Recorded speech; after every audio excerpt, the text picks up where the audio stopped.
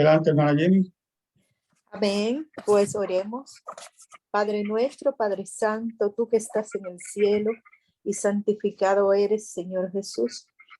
Te damos las gracias, Padre, una vez más por este nuevo día, por este nuevo estudio, Señor.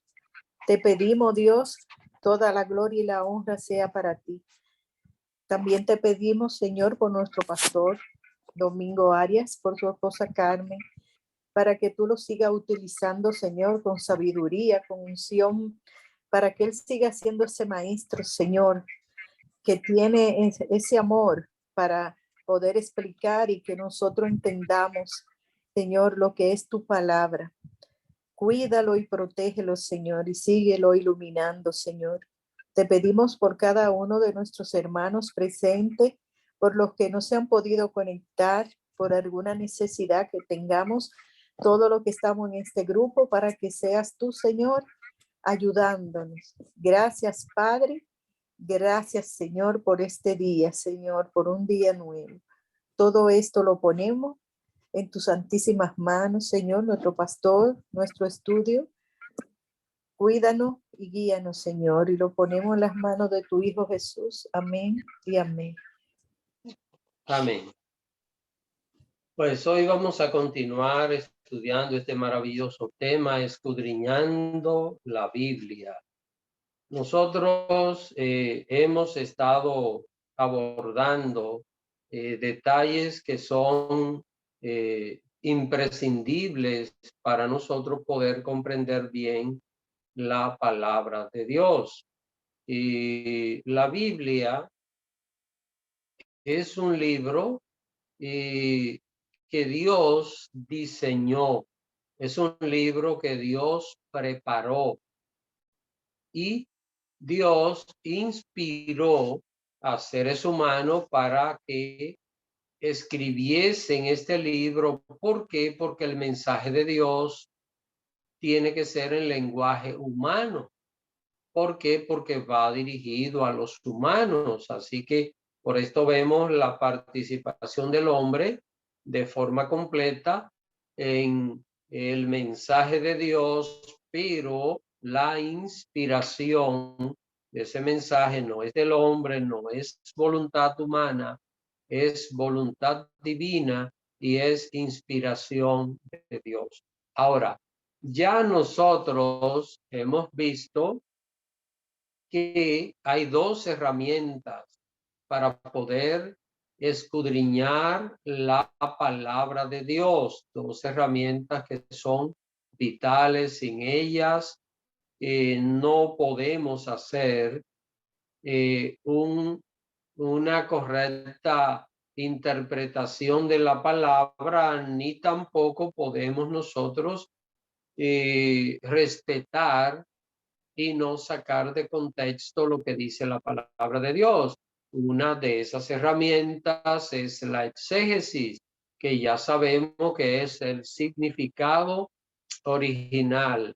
La exégesis nos ayuda a mantener el texto dentro de su contexto, la razón histórica, cultural, gramatical y contextual. Todo aquello abarca la exégesis. Lo contextual es que usted tiene que leer lo que dice antes, lo que dice después, y de esta manera usted podrá hacer una mejor exégesis, podrá comprender mejor qué fue lo que quiso decir esa persona que Dios inspiró para escribir este pasaje. Ahora, hay otra herramienta para poder escudriñar la palabra de Dios, que es la que estamos viendo ya por 2 semanas. ¿Cuál es? Es la hermenéutica. Tiene que ver con la interpretación de la palabra de Dios. ¿Qué nos dice ese texto, ese pasaje que el Señor se lo reveló y que fue dicho a personas de el siglo primero después de Cristo, o a personas que vivieron 15 siglos antes de Cristo, como fue el caso del Pentateuco o los libros de Moisés. ¿Qué fue dicho para ellos y qué significado tiene para nosotros? Entonces, lo primero que vimos de la hermenéutica es que la Biblia se interpreta a sí misma. Así que la Biblia se interpreta a sí misma, y la semana pasada nosotros veíamos un ejemplo escatológico. Tomábamos el capítulo 7 del profeta Daniel y allí descubríamos algunos símbolos, algunas cosas que si la leemos, pues nos vamos a desmotivar si no la entendemos, pero qué bueno es que leyendo con paciencia podemos descubrir que lo que en un momento la Biblia parece complicar, en otro momento la Biblia lo dice claramente. Entonces, hoy vamos a ver otro ejemplo de que la Biblia se interpreta a sí misma, pero no va a ser un ejemplo escatológico, sino que vamos a tener otro tipo de ejemplo, y yo les invito que busquen en sus Biblias San Juan capítulo 2, así que Evangelio de Juan capítulo 2, para que allí pues nosotros veamos este ejemplo o el segundo ejemplo que vamos a tocar, analizando cómo la Biblia se interpreta a sí misma. Y quiero que observen desde el verso 13, San Juan, capítulo 2, a partir del verso 13, nosotros hallamos aquí un acontecimiento, y es que Jesús en aquella ocasión fue al templo, y noten lo que están diciendo estos versos. Él encontró el templo convertido en un mercado. Así que el santuario que era dedicado para Dios, los judíos, como Jesús eh, lo señala, ese templo que estaba dedicado para Dios, lo habían convertido en un mercado. Así que hasta este estado degradaban a aquellos judíos de aquellos tiempos, y déjenme decirle que lo que estaban haciendo era con el apoyo completo del sumo sacerdote. El sumo sacerdote era el más beneficiado de todo lo que allí se comercializaba, porque el templo tenía un impuesto, y cuando las personas se movían por aquella área, vendían algo allí, compraban algo, tenían que pagar el impuesto del templo.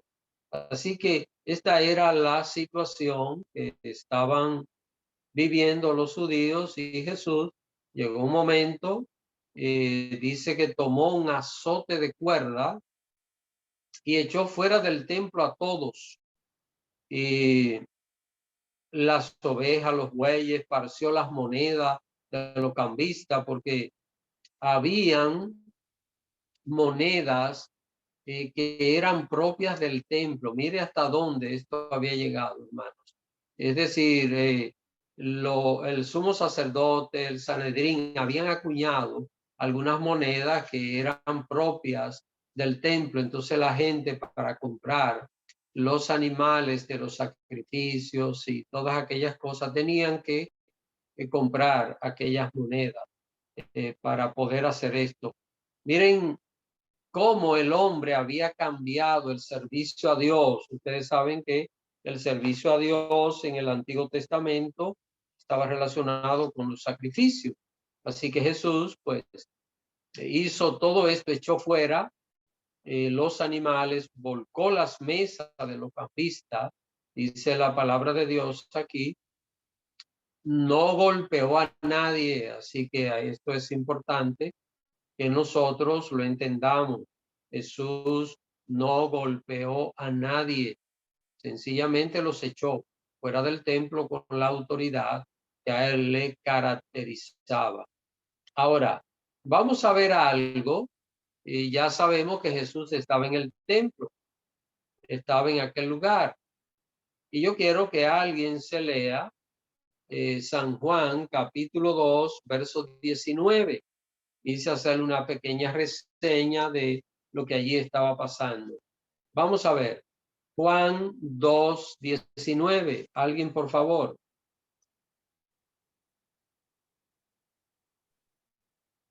Hermana Anabel.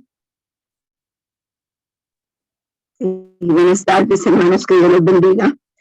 Juan 2, 19. Respondió Jesús y les dijo: destruid este templo y en 3 días lo levantaré. Amén. Noten, hermanos, Jesús estaba en el templo en ese momento. Y miren la expresión que utiliza el Señor: destruir este templo y en 3 días lo levantaré. Y cuando nosotros leemos este pasaje, estamos leyendo y vamos en este verso 19, lo más probable, hermanos, es que pensemos que se estaba refiriendo Jesús al templo de Jerusalén. ¿Por qué? Porque allí él estaba. Todo lógicamente apuntaría a que Jesús se estaba refiriendo a aquel templo en el cual él estaba. Así que le estaría diciendo a los judíos que ellos iban a destruir aquel templo, pero que Jesús en 3 días lo iba a levantar. Es importante, hermanos, que cuando nosotros, y esto lo he repetido varias veces y es importante repetirlo otra vez para que así siempre lo tomemos en cuenta, porque el propósito de este estudio bíblico es que lo apliquemos. No ganamos nada con estar aquí 1 hora y 15 minutos hablando y luego pues no emplear esto, continuar leyendo la Biblia como hemos estado acostumbrados a hacerlo, sino que es para que utilicemos estas herramientas. Entonces, estamos escudriñando la palabra de Dios, nos encontramos con esto, todo parece indicar que Jesús está hablando del templo de Jerusalén y eso es lo primero que va a llegar a nuestra mente. Él está hablando acerca de esto. Noten que eso mismo fue lo que entendieron los judíos que estaban allí. Recuérdense que los judíos no estaban contentos con Jesús. Él le había aguado la fiesta de convertir el templo de Dios en un mercado. Dicen los otros evangelistas que Jesús dijo que han convertido la casa de Dios en cueva de ladrones, haciendo una referencia a las riquezas y las cosas malavidas que los ladrones guardaban en cuevas en aquella época. Ahora, vamos a ver qué fue lo que los judíos entendieron. Jesús ha dicho: miren, ustedes destruyen este templo y yo en 3 días lo vuelvo a levantar, es decir, lo voy a reedificar. Vamos a ver a alguien que se lea el verso 20.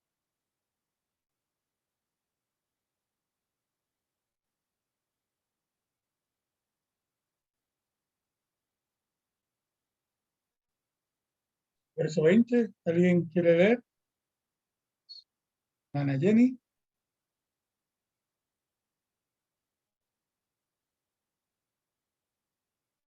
Adelante, hermana Jenny. Amén. Dijeron luego los judíos: en 46 años fue edificado este templo, y tú en 3 días lo levantarás. Noten, hermanos, cómo la persona que no conoce a Dios, la persona que en este caso, pues, no está a tono con Dios, inmediatamente toma una interpretación. Y pensemos que nosotros estaríamos allí, nosotros pensemos que estaríamos allí presentes. ¿Y qué sería lo más indicado? Preguntar, Jesús, ¿a qué te estás refiriendo? Porque no parecía lógico. También el Señor,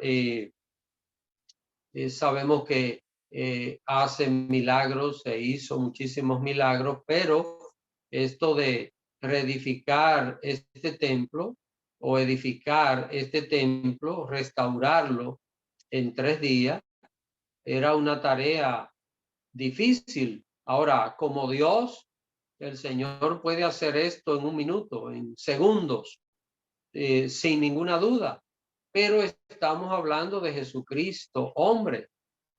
Él era carpintero, sabemos que Jesús era carpintero de profesión, eso fue lo que aprendió de su padre José, pero esto ya estaba fuera de lo común. Entonces, ¿cuál era la parte aquí vital? Hermanos, cuando estamos estudiando la palabra de Dios, recuerden, nos encontramos con algo que no entendemos. ¿Qué es lo que hay que hacer?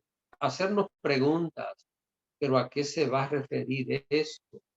¿Será que se está refiriendo a tal cosa o tal vez se está refiriendo a otra cosa o tal vez se está usando un lenguaje simbólico?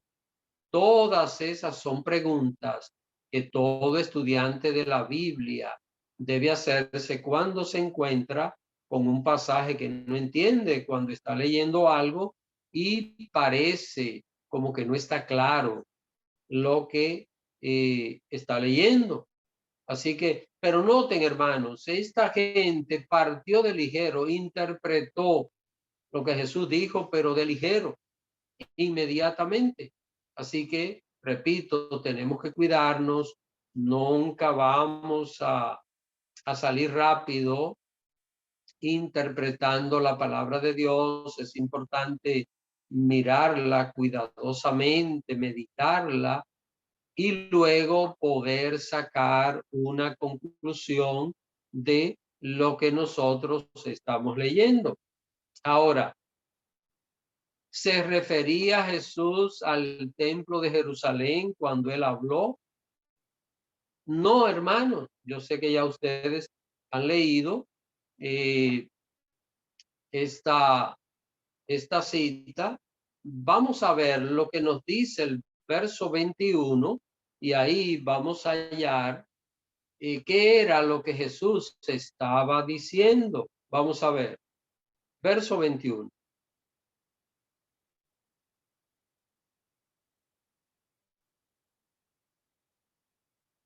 ¿Alguien quiere leer? Ana Rubiela.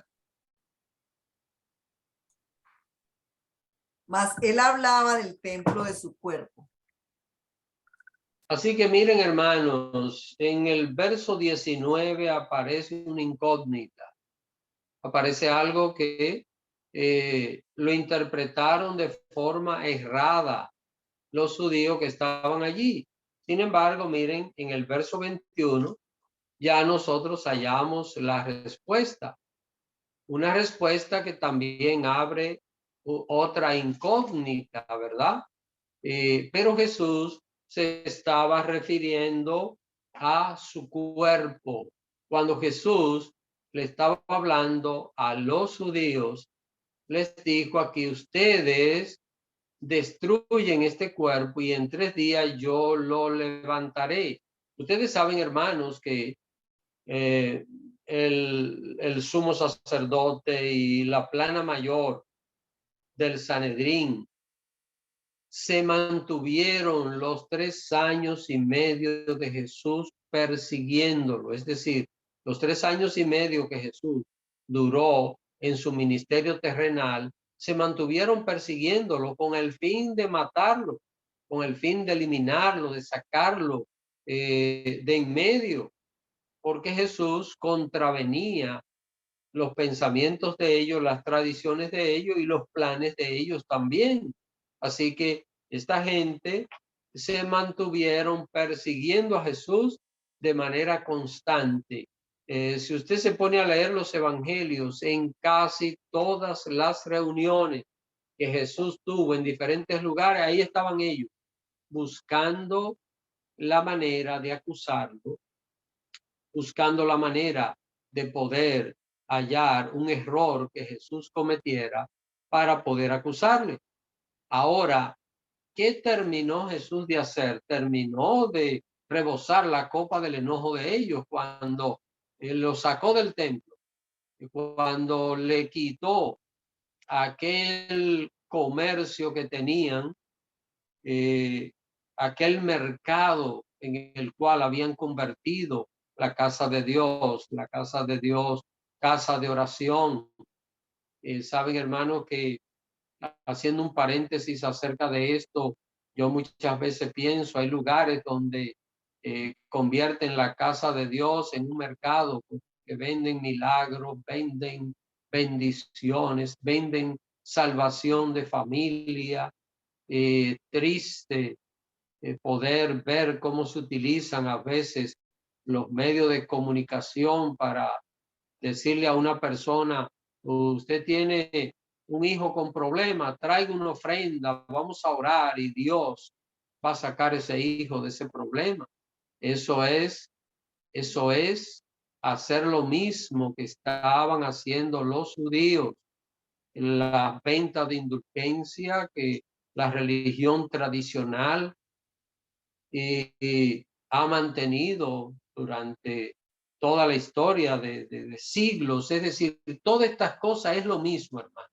Esto es lo mismo, porque esto no se trata de qué denominación haga algo, es que si está en contra de lo que dice la palabra de Dios, llámese bautista, llámese metodista, llámese pentecostal, llámese católico, llámese como quiera, si está en contra de lo que dice la Biblia, entonces no está honrando a Dios, no es verdadero evangelio.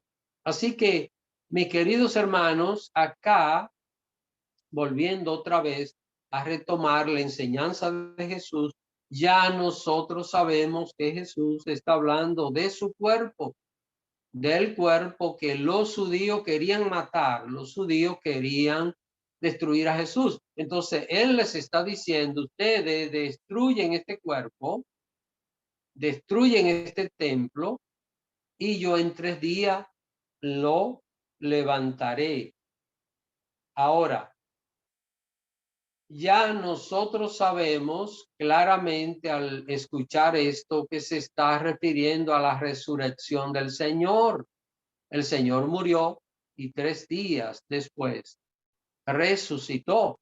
Así que esto se cumplió de forma literal. Jesús está hablando del templo en forma simbólica. No se estaba refiriendo al templo de Jerusalén, se estaba refiriendo a su cuerpo. Ahora, vamos a ver, miren una cosa. Cuando los discípulos del Señor entendieron con claridad esto, porque es importante de que nosotros también comprendamos que el conocimiento bíblico es progresivo en la medida que un creyente se acerca más a Dios y estudia su palabra.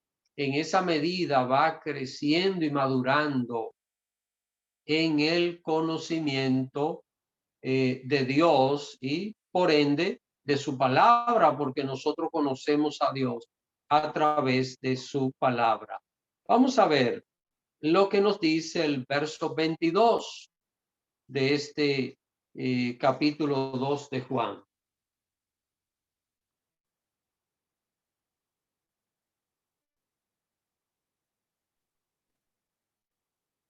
Delante de mí.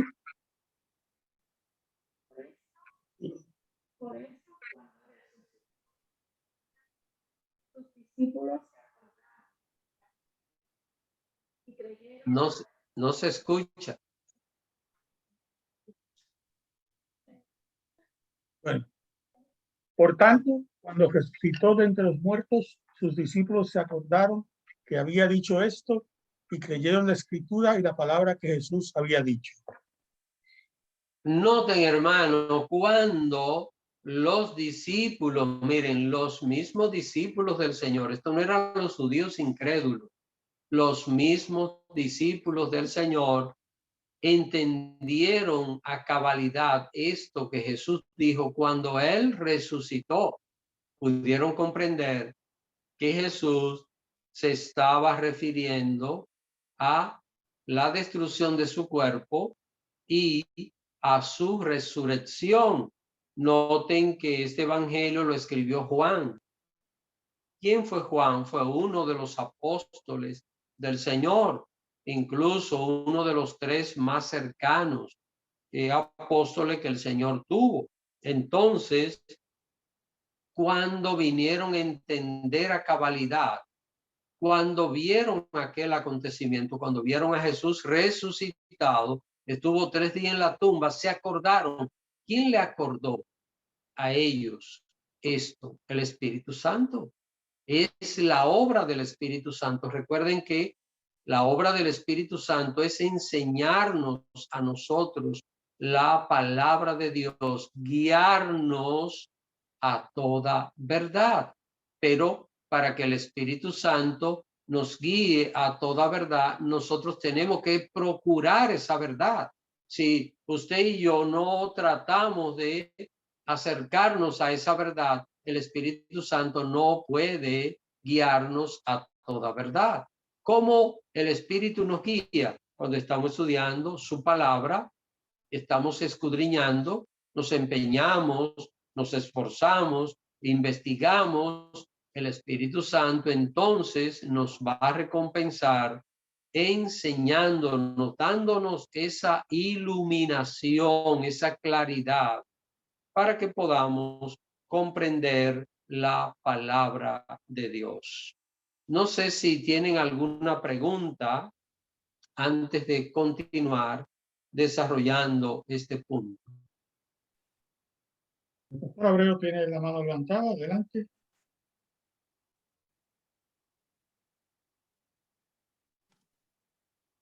Y la pregunta es con relación a los discípulos. En el momento en que el Señor dijo, destruyan este templo, en 3 días lo levantaré. ¿Usted cree que la misma inquietud no pasara también, o sea, la misma duda o inquietud de cómo se haría, cómo sería eso en los discípulos?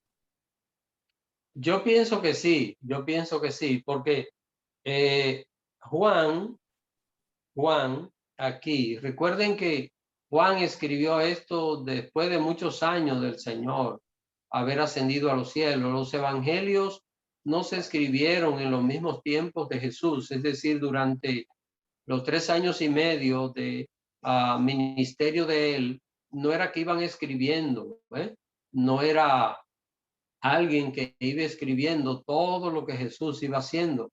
Esto fue escrito después. Y aquí vemos la expresión del mismo apóstol Juan en este verso 22, donde dice, sus discípulos se acordaron que había dicho esto después de la resurrección. Entonces, lo que quiere decir, hermanos, es que los discípulos no actuaron con necedad como actuaron los judíos. Es decir, ellos se callaron. Miren algo que pasaba.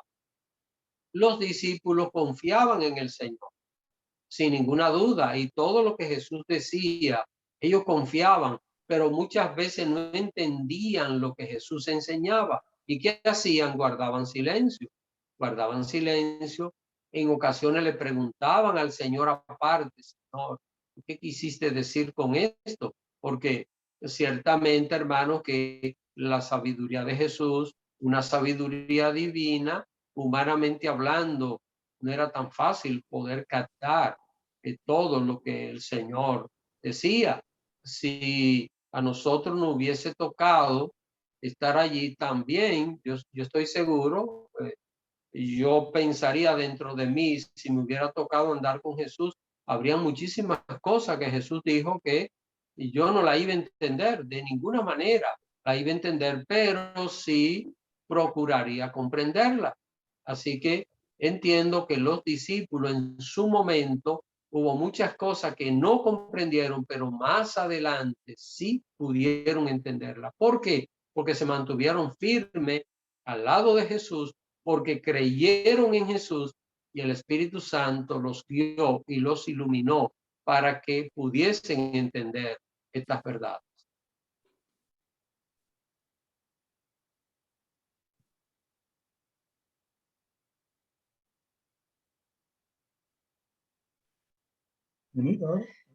Sí, entonces, pastor, podemos tal vez pensar que como no tenían todavía el Espíritu Santo, no tenían un entendimiento tan claro, pero al recibir el Espíritu Santo, después que el Señor pues se levantó y derramó el Espíritu Santo, ahí ellos tuvieron, ¿verdad?, mayor entendimiento de lo que vivieron junto a Cristo. Sí, perfectamente, hermana Denise. Usted ha dado en el clavo en un punto. ¿Cuál es el punto? Recuerden que todos estos libros del Nuevo Testamento fueron escritos después que ellos recibieron el Espíritu Santo. Si no hubiesen recibido el Espíritu Santo, no, era imposible poder escribir estos libros. Y, por ejemplo, el mismo Pedro, esas 2 cartas que escribe con enseñanzas tan profundas, el mismo Pablo, 14 epístolas, y así sucesivamente, fue como resultado de la llegada del Espíritu Santo, de esa experiencia que vivieron el día de Pentecostés.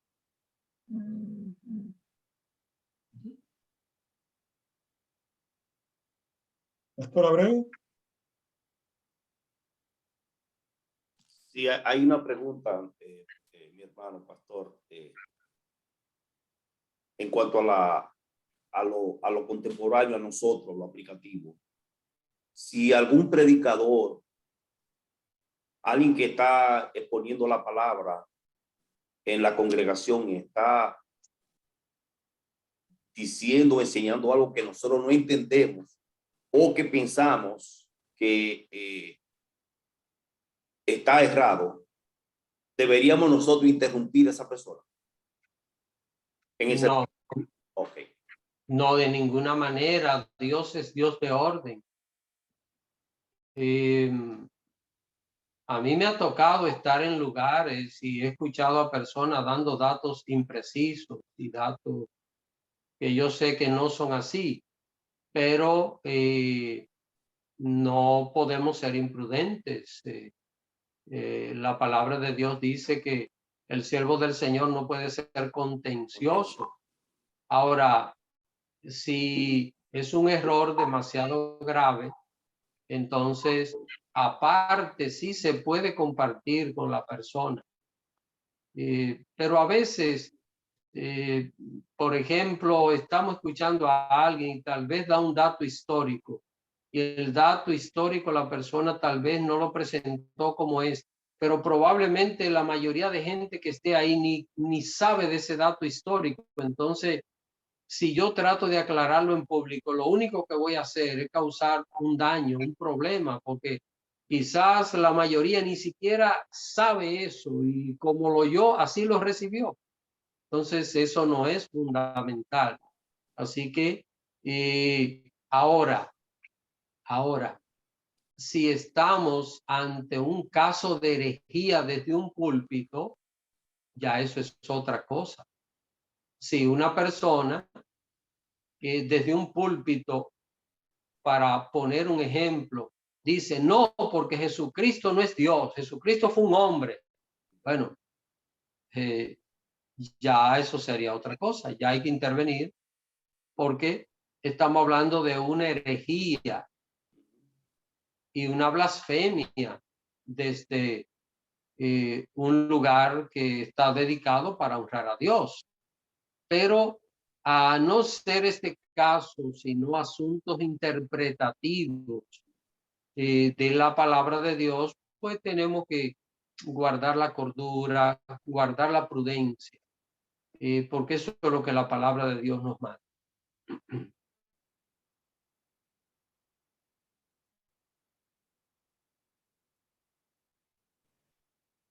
Pastor, retornando al tema de escudriñando, pues yo viendo este pasaje me puse a pensar que si uno busca bien, quizás el contexto histórico y cultural, los judíos no iban a entender nunca lo que quería decir Jesús, ni siquiera iban a tener dudas, porque ellos lo que estaban buscando era atacar a Jesús. Y dijera lo que él dijera, ellos no iban a perder tiempo interpretándolo, sino iban a buscar cómo usarlo en contra. Y ahí lo dice bien claro, ¿no? En 3 días, y ellos enseguida, no, pero si se tardó 40 y tantos años, ¿cómo lo va a hacer en 3 días? O sea, ni siquiera, aunque fuera más sencillo entenderlo que lo que es, aunque fuera algo que podrían haber entendido, pienso yo que ellos no iban a querer, porque ellos lo que estaban buscando era atacar a Jesús y no querían oír, no hay más, peor son los que no quiere oír. Sacar de contexto lo que Jesús estaba diciendo era lo que a ellos más les interesaba.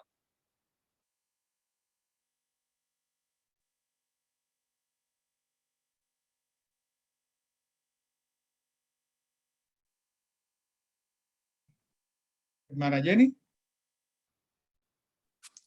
Gracias, pastor. ¿Y no sería también que esos sacerdotes y todas esas personas tampoco sabían interpretar lo que Jesús estaba diciendo? Sí, hermana Jenny, cabe dentro de lo posible el mismo caso de los apóstoles. En muchas de las cosas que Jesús dijo, la vinieron a entender después de haber recibido el Espíritu Santo. Entonces, hay que ser claro en este punto, lo que Jesús estaba enseñando eran verdades muy profundas y no era tan fácil poder comprenderla a menos de que la persona no tuviese el Espíritu Santo en su vida. Así que esto hay que comprenderlo y saben, hermanos, hay cosas en la Biblia, hay muchas cosas que nosotros leemos que son difíciles de entender, muy difíciles, que no se puede ir uno a la ligera a dar una interpretación. Hay pasajes que hay que respetarlo bastante. Sí, bueno, porque ahora que estamos en estos estudios, pues uno se está dando cuenta de eso, porque vemos el capítulo 3 de Juan, de Nicodemo también, cuando el Señor le dijo cómo para nacer de nuevo, y él entendió que él le dijo que cómo él iba a volver a estar dentro de su madre. O sea que, como usted dice, muchas cosas que el Señor hablaba, pues era difícil de interpretarlo, hasta ya, como dijo la hermana Eni, el día de Pentecostés, ya cuando se derramó el Espíritu Santo, pues los discípulos ahí entonces comenzaron ya a tener más claridad de lo que el Señor decía. Gracias. Miren, hermanos, noten, y esto corroborando con lo que el hermano Antonio dijo hace un rato, quiero que se busquen Mateo, capítulo 26, para que vean.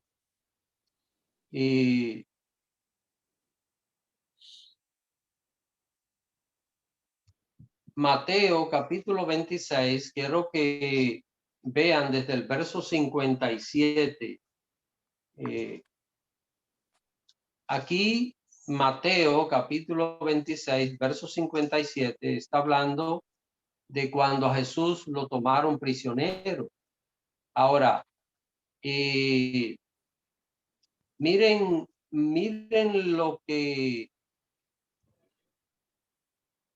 lo que señalaron ellos allí. Quiero que alguien se lea desde el verso 59 hasta el 62.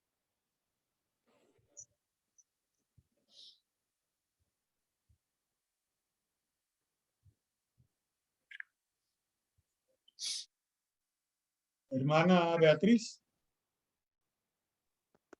Ya. Mateo 26, 59. Y los principales sacerdotes y los ancianos y todo el concilio buscaban falso testimonio contra Jesús para entregarle a la muerte. El 60. Y no lo hallaron, aunque muchos testigos falsos se presentaban. Pero al fin vinieron 2 testigos falsos que dijeron, este dijo, puedo derribar el templo de Dios y en 3 días reedificarlo. Y levantándose el sumo sacerdote le dijo, ¿no respondes nada? ¿Qué testifican estos contra ti? Hermanos, miren dónde salió esto y miren cómo lo sacaron de contexto. Jesús le dijo a ellos, ustedes destruyen este templo y yo en 3 días lo levanto. Mírenlo acá. En el verso 61 que leyó nuestra hermana Beatriz, que Jesús dijo, puedo derribar el templo de Dios y en 3 días reedificarlo. Jesús no dijo eso.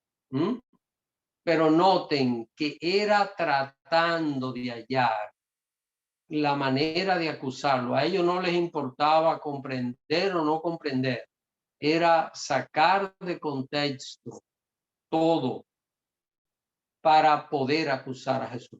Así que esto era lo que había. Por esta razón, pues esta gente no podía entender la revelación de Dios. Era imposible que pudiese entender esta revelación de Dios. ¿Alguna otra pregunta?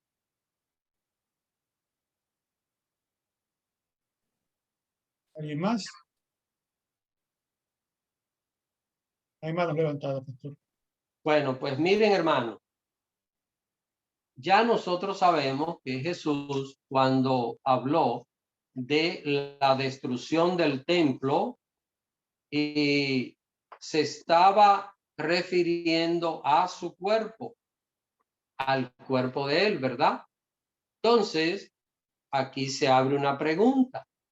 Cuando usted encuentre en cualquier parte de la Biblia la palabra templo, se refiere a un cuerpo, ¿verdad? Se refiere al cuerpo de una persona.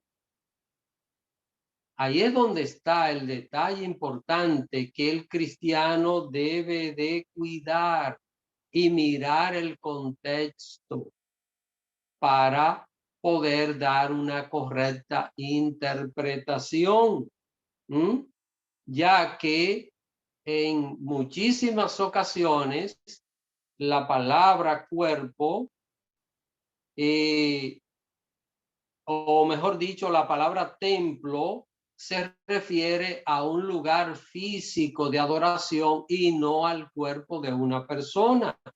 Y esto nosotros lo vemos muy claro en Mateo 24:1.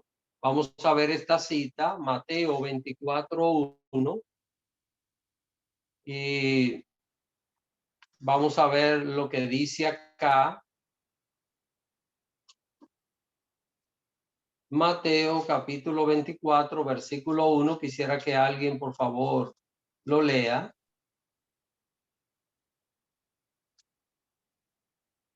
Hermana Miela. Dice así, cuando Jesús salió del templo y se iba, se acercaron sus discípulos para mostrarle los edificios del templo. Ok, miren, vamos a interpretar esto. Cuando Jesús salió de él mismo, Jesús se salió de él, ¿verdad que no? Si nosotros decimos que cuando aparece la palabra templo se refiere siempre a cuerpo, entonces aquí diríamos que Jesús se salió de él. Esto es ridículo, esto es infundado. Bueno, esto tiene, habría que estar loco para pensar así.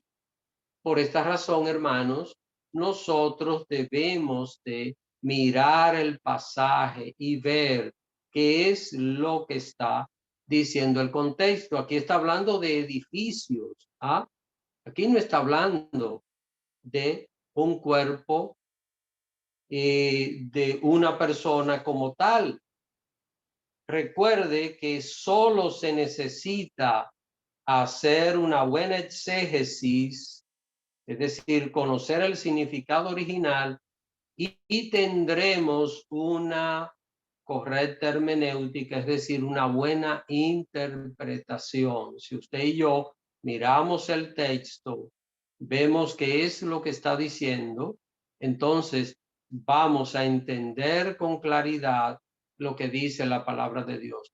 Desde luego que para esto se requiere que haya sinceridad en lo que estamos leyendo y que la persona no cambie lo que Dios dice por lo que la persona le interesa conocer. Así que es importante nosotros pues poder entender esto. Miren, hay gente por ahí diciendo que Dios está en desacuerdo, que la gente se reúne en templos, porque esos templos de piedra, ya Dios no habita ahí. Yo quiero que veamos algo y le voy a sugerir que tomen notas resumidas de lo que yo voy a tratar ahora, porque quiero terminar dejándoles una enseñanza muy importante acerca del uso de la palabra templo en la Biblia. Y quiero que busquen, hermana Carmen va a leer esta cita, pero quiero que la busquen, 1 Corintios capítulo 3. 1 Corintios capítulo 3. Vamos a ver el verso 16. Así que 1 Corintios capítulo 3, verso 16. Quiero que la busquen todos. Tomen nota de esta cita bíblica porque voy a resumir una enseñanza muy importante acerca de esto. Vamos a ver. Amén.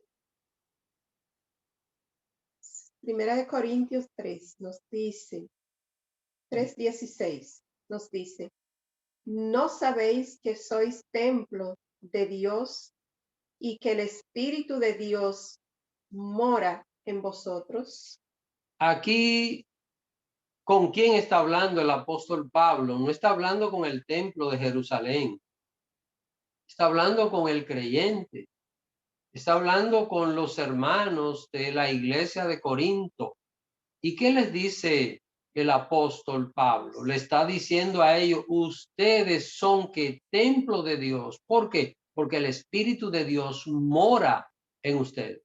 Entonces, aquí vemos el uso de la palabra templo como que, como una persona, como el cuerpo nuestro. El cuerpo nuestro es templo del Espíritu Santo de Dios. Así que, hermanos, aquí estamos viendo otro ejemplo y dicho esto, es importante señalar que cuando Jesús dijo, destruyan este templo, refiriéndose a su cuerpo, vemos que tiene más apoyo bíblico. Aquí vemos ya el uso de que de la persona, del cuerpo humano como templo de Dios. Estamos hablando del cristiano, no estamos hablando de una persona que no conozca al Señor. Alguien que no conoce al Señor es templo de otra cosa, pero no de Dios. Ahora, el creyente, dice la Biblia, que el Espíritu Santo ha hecho morada y lo ha convertido en un templo de Dios. Amén. Vamos a ver otra cita bíblica. Vamos a ver. Vayan anotando esta cita, hermano, porque hay una enseñanza que vamos a extraer de ellas. Segunda Corintios 6. Vayamos a Segunda Corintios, capítulo 6. Y vamos a ver el verso 16.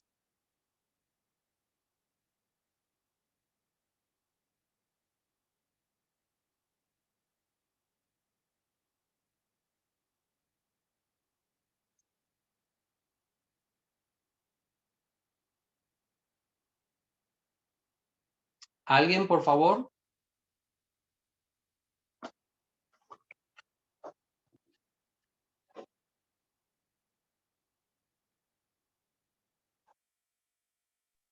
Hermana Beatriz. Ya. ¿Y qué acuerdo hay entre el templo de Dios y los ídolos? Porque vosotros sois el templo de Dios viviente, como Dios dijo, habitaré y andaré entre ellos, y seré su Dios, y ellos serán mi pueblo. Muy bien, aquí otra vez se utiliza la palabra templo para referirse a quién, a una persona. En este caso al creyente.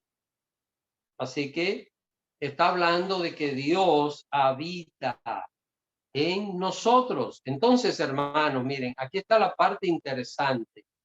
Yo tengo este libro, creo que se lo he mostrado en algunas ocasiones. Esto es un interlineal del Nuevo Testamento, es decir, esto es griego, como se escribió originalmente el Nuevo Testamento, y tiene una palabra en griego y debajo una palabra en español, es decir, es una traducción literal, palabra a palabra. Ahora, aquí está el asunto interesante. Cuando la Biblia utiliza la palabra templo refiriéndose al cuerpo humano, al creyente como persona, anoten esta palabra, utiliza una palabra en griego que se escribe naos, asimismo, N-A-O-S, naos, siempre que se utiliza de manera figurada en la Biblia, la palabra templo se escribe naos. Así que estos versículos que acabamos de leer y lo que leímos en Juan, cuando Jesús dijo, ustedes van a destruir este naos y yo lo levantaré en 3 días. Recuerden, siempre que se utiliza la palabra templo de forma figurada, referente al santuario, al lugar donde Dios habita, al santuario de Él, la habitación de Él en nosotros, su presencia en nosotros, se utiliza la palabra griega naos. Así que es importante nosotros tener esto claro. Y es lo que vemos aquí. Si ustedes tuvieran la oportunidad de mirar este interlineal, van a ver que en ese verso 16 que acabamos de leer, aparece la palabra naos. Ahí, ahora, ¿qué tiene esto, Mana Carmen? Lo puede ver aquí, pero bueno, es en griego, esto son letras en griegos, pero siempre que aparece la palabra templo en el Nuevo Testamento, referente a algo simbólico, a nosotros, a la morada del Espíritu, vamos a encontrar la palabra naos. Ahora, ¿por qué esto es importante? Vamos a ver por qué es importante. Vamos a ver lo que dice Hechos, capítulo 3. Vamos a ver Hechos, capítulo 3, versículo 1. Libro de los Hechos de los Apóstoles, capítulo 3, versículo 1. Quisiera que alguien, por favor, se lea esta cita bíblica. Hermana Mireya.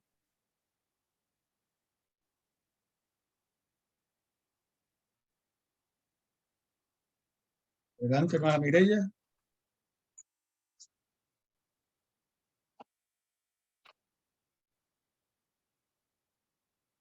Mireya tiene que activar el micrófono. No la escuchamos. ¿Ya me escucha, hermano anterior? Sí, ahora sí. Buenas noches, hermanos. Amén. Pedro y Juan subían junto al templo a la hora 9 de la oración. Muy bien, hermana Mireya. Acá dice que Pedro y Juan subían juntos al templo. Aquí está diciendo que Pedro y Juan subían a ellos mismos. Subían a ellos, no, esto ni siquiera sentido tiene. Está hablando aquí del templo, de un lugar, el templo de Jerusalén, el lugar donde Jesús había echado a los cambistas y donde Jesús dijo aquellas palabras aquel día. Así que aquí la palabra que se utiliza es templo para referirse a un lugar físico. No se está refiriendo al cuerpo de Pedro y de Juan. Ahora bien, hermanos, ¿cuál es la palabra que aparece aquí en el griego original como templo? ¿Será naos? No es naos, sino que es hierón. J de Joaquín, I-E-R-O-N, hierón, así mismo como se escucha. Esa es la palabra que se utiliza ahí. No se usa nao. Y déjenme decirles, hermanos, que los judíos conocían esto mejor que nosotros. Ellos sabían bien que habían dos palabras en el griego porque conocían el griego clásico de aquella época y entendían que cuando se refiere al templo físico, nunca, escuchen bien y tomen notas de esto, cuando la Biblia se refiere al templo como un lugar físico, nunca se usa naos, nunca. En ningún pasaje de la Biblia se utiliza naos, sino que se usa hierón. Así que la palabra templo como un lugar físico es hierón, y esto es lo que aparece aquí. Si ustedes tuviesen la oportunidad de ver esto, bueno, pues, pero aquí no aparece la palabra naos, sino que aparece la palabra hierón. Aquí está. Hechos 3:1 en griego, la palabra hierón.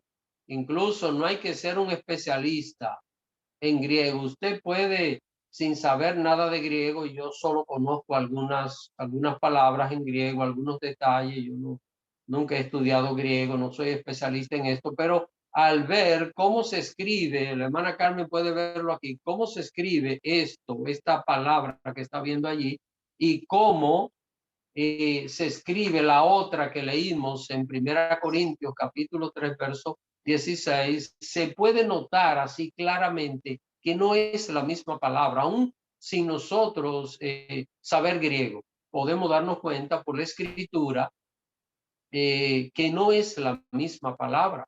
Así que, hermanos, aquí está el detalle importante. Los judíos, que sabían muy bien la diferencia, no pusieron caso a nada de lo que Jesús estaba diciendo, porque ellos lo que les interesaba era sacar de contexto lo que el Señor estaba hablando, porque no tenían una verdadera intención de recibir la palabra de Dios.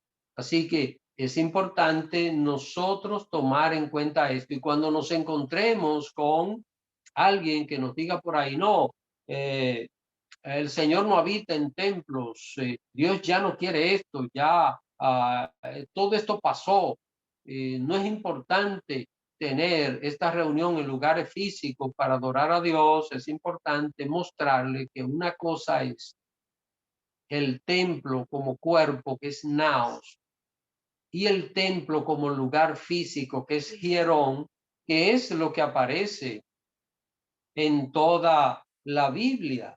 Miren lo que dice ahí mismo Hechos, capítulo 2, verso 46. Yo voy a leer esta cita. Miren lo que dice acá. Y perseverando, Hechos 2, 46, dice, y perseverando unánimes cada día en el templo, y partiendo el pan en las casas, comían juntos con alegría y sencillez de corazón.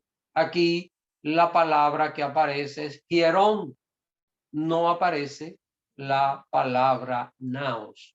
Así que cuando la Biblia habla del templo físico, del lugar físico de reunión, nunca usa naos, sino hierón. En todos los casos va a aparecer la palabra hierón. Entonces, para concluir ya, y luego si tienen algunas preguntas que puedan hacerlas, volvamos otra vez a Juan capítulo 2, que fue la cita inicial. Juan capítulo 2, Evangelio de Juan capítulo 2, y vamos a ver a partir del verso 13, esa fue la cita inicial.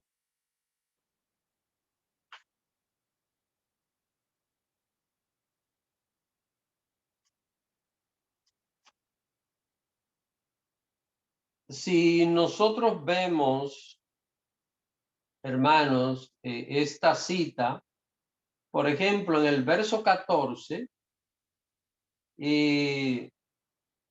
aquí nosotros podemos ver en el verso 14 que la palabra que se utiliza, dice aquí, esta es una traducción literal, y encontró en el templo, aquí la palabra que aparece como templo es hierón. Es hierón. Así que, y cuando Jesús le está hablando a ellos en el verso 19, miren hermano, esto es maravilloso. Hermana Carmen, mira, la hermana Carmen no, ustedes saben, no se dedica tanto a escudriñar como yo por mis responsabilidades pastorales, pero mira, aquí en el 14, mira cómo se escribe templo. Mira, parece como una I-E-P-W con esos signos arriba y abajo, ¿verdad? Y en el 19, mira cómo se ve templo. Se ve como una B, B corta, A, O acentuada a la izquierda y otra B, que es naos. La B así en griego es N. Así que se ve claro, hermanos. Jesús le está hablando de naos ahí. No le está hablando de hierón. Así que, pero ellos que pudieron haber puesto atención, y déjenme decirle que los discípulos tampoco lo captaron así de rápido. Sin embargo, todo esto dice con claridad que la palabra de Dios ha sido revelada y que nosotros podemos comprenderla. ¿Cómo? Solo tenemos que escudriñar la palabra de Dios y vamos a descubrir esas verdades. Así que templo como cuerpo es naos, como lugar físico es Hierón. No podemos confundir una cosa con la otra. ¿Alguna pregunta final? ¿Algún comentario? Vamos con la hermana Jenny y después la hermana Abel. Adelante, hermana Jenny. Gracias. Pastor, yo lo que tengo es una duda, una inquietud. Con Primera de Corintios, capítulo 3, versículo 16, y yo leí el 17. Porque aquí sabemos que Pablo se está refiriendo al cuerpo. Y que Dios y que el Espíritu de Dios pues mora en nosotros. Si alguno destruyera el templo de Dios, Dios le destruirá a él, porque el templo de Dios al cual sois vosotros, santo es. O sea, mi inquietud es la siguiente: si nuestro cuerpo es el templo de Dios, entonces, ¿qué pasa con las personas? O sea, ¿en qué forma destruimos el cuerpo? ¿Qué pasa con las personas? ¿Cabe decir que las personas que se suicidan están destruyendo el cuerpo de Dios, el templo? Pues sí, están destruyendo la persona, porque recordemos que la vida solo le corresponde a Dios. Por eso nosotros no estamos de acuerdo con el suicidio, no estamos de acuerdo con el aborto, con la eutanasia, con ninguna de esas cosas, porque la vida solo le corresponde a Dios y Él es el único que puede ponerle fin. Ahora, este pasaje hay que leerlo completo, el capítulo, para ver exactamente de todo lo que viene hablando. Así que hay bastantes detalles que trata este capítulo, pero es una referencia a cuidar el cuerpo como algo santo, como algo que pertenece a Dios y que no podemos entregar al pecado. Amén. Gracias, pastor. Sí, yo después lo leo completo, pero casi la mayoría habla de eso, como de la sabiduría que tenemos nosotros, de la ignorancia y eso. O sea que el Señor conoce todos los pensamientos. Todo. Gracias, pastor. Gracias, hermano Antonio. Amén.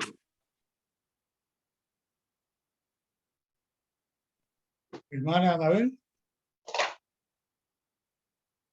Sí, pastor. Yo entiendo completamente lo que está especificando. Nada más necesito, por favor, que me deletree Naos y Hierón. ¿Y en qué página están del librito Escudriñando la Biblia? Gracias. No, mire, hermana, esto no lo puse acá en el folletito. Estos son, recuerden que esto, yo lo que hago acá es un bosquejo, un resumen para guiarnos de ahí, pero por eso es importante que tomen nota, porque hay muchísimas cosas. Sí. Entonces, mire, la palabra naos, que se usa como templo del cuerpo, se escribe N-A-O-S.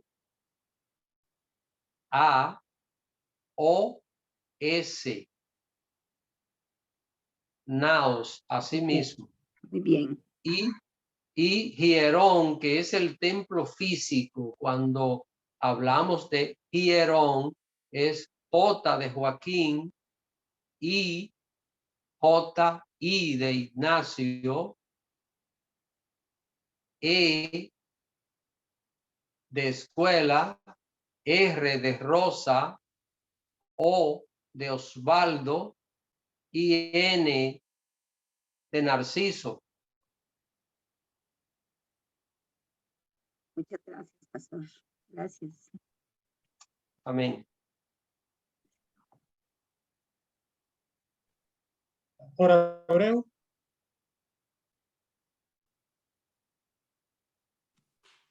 Y la pregunta mía no es complicada, es para edificación, es bien sencilla y práctica. Entonces, pastor, con relación al naos, sabemos que debemos cuidar de esta morada de Dios. Cuidarle en todo el sentido de la palabra, con relación a la alimentación, con relación a la práctica del pecado, con relación a algunas, bueno, en todo el sentido para con relación al sueño. Físicamente debemos cuidar, desenados, pero con relación al hierón, como usted expresa, que es el templo físico, la pregunta es la siguiente: ¿cuál debe ser la actitud del creyente al, como naos, ir a hierón? ¿Cuál debe ser la actitud? Se lo estoy diciendo para que nos familiaricemos. Sí. ¿Cuál debe ser la Sí. actitud de nosotros a nosotros estar en hierón? Miren, hermano, el hierón tiene que estar lleno de naos. Es decir, la casa de Dios tiene que estar llena de gente que son templo de Dios. Que cada uno de nosotros tiene que ser un templo de Dios para que Dios pueda glorificarse en nuestras vidas, porque en resumen de cuentas, la presencia de Dios no está en las cuatro paredes del templo. Nosotros dedicamos lugares para templo y cuando entramos al templo sabemos que estamos entrando a un lugar sagrado porque está dedicado, pero la presencia de Dios no está en la silla, no está en el púlpito, no está en la plataforma, no está en el micrófono, no está en el techo, ni en el piso, ni en las paredes. La presencia de Dios está en nosotros. Así que es importante nosotros tomar en cuenta esto. ¿Qué es el templo físico? ¿Qué es hierón? Un lugar que se merece respeto y reverencia porque ha sido dedicado y consagrado para Dios.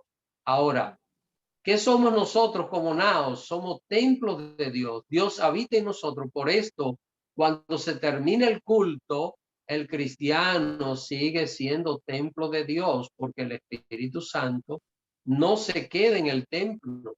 Cuando terminamos, el Espíritu Santo se va con cada uno de nosotros.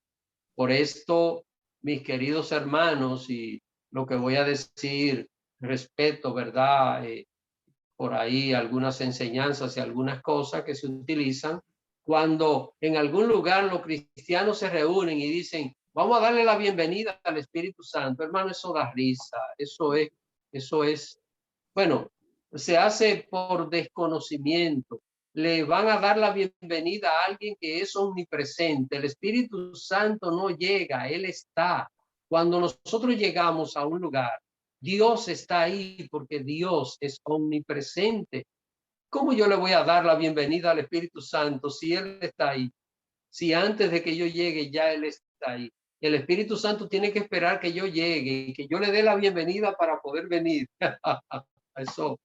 Pero hermano, muchas veces se hace por ignorancia completa de lo que es Dios y de lo que son los atributos divinos. Así que como dice el pastor Juan, el hierón tiene que estar lleno de naos.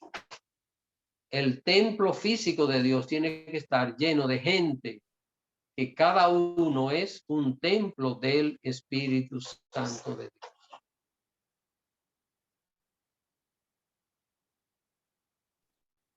Hermana Jenny. Gracias, hermano Antonio. Ya no hago más preguntas. Este es un comentario, pastor. Yo en las redes sociales, pues, algunas veces oigo palabras de pastores y hay un pastor de Guatemala que es con un señor y da muchos consejos, pero en estos días yo leí, no lo leí, yo lo oí, él estaba diciendo que nosotros los cristianos pues no debemos de estar tan preocupados por ir al templo físico, a Hierón, ¿verdad? Como usted ahora nos enseñó, porque nosotros somos templo del Espíritu Santo, que hay muchas personas que se afligen, que no van a la iglesia, que no van al templo, pero él decía, Pues no se preocupen tanto, porque si nosotros somos el templo del Espíritu Santo, no se preocupen, porque si no pueden ir al templo por la pandemia o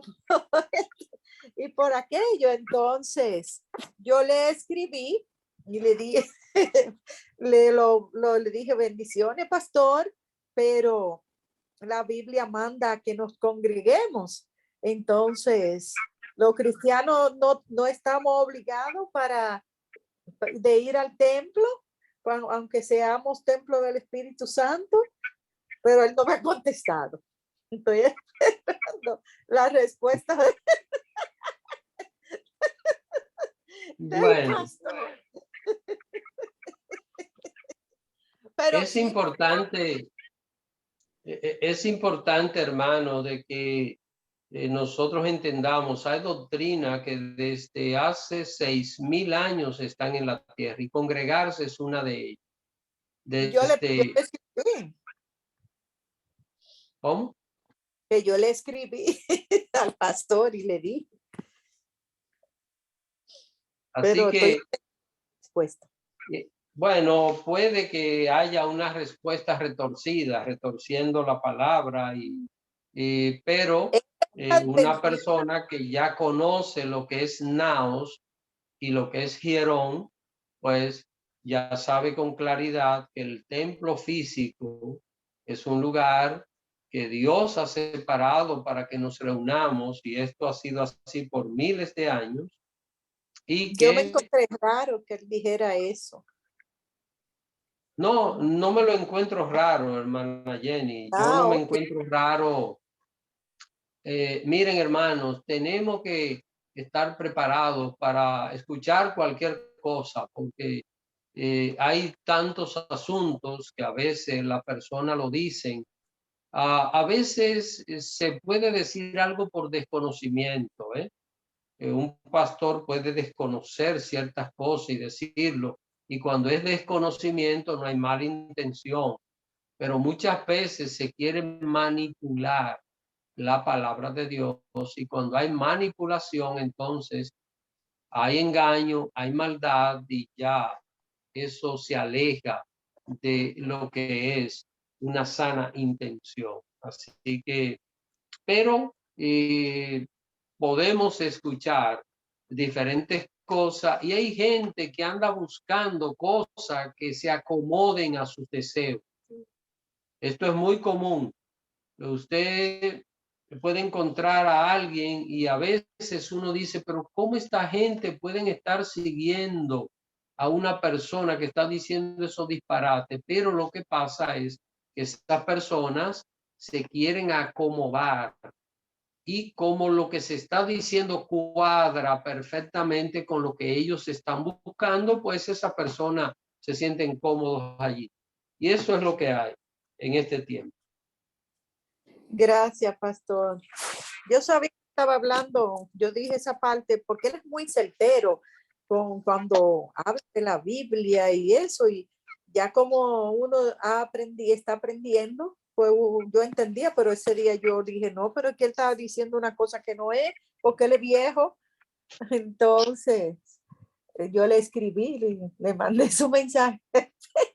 El pastor no me quiere contestar.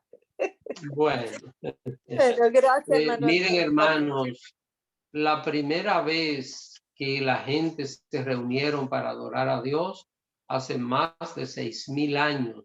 Está en el capítulo 5 de Génesis.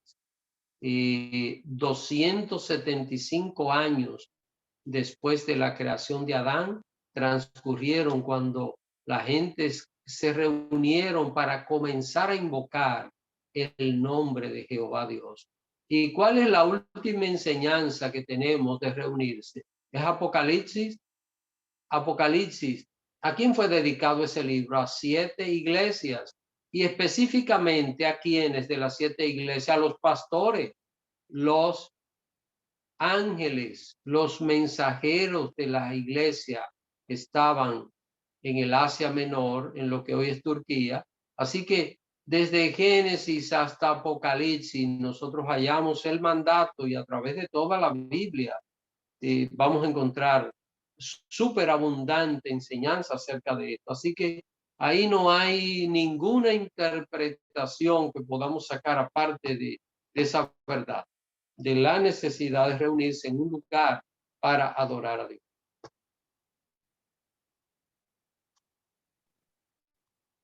¿Alguna otra pregunta, comentario? No hay ninguna, pues eso es todo, pastor. Bueno, pues hemos concluido por esta noche con este tema.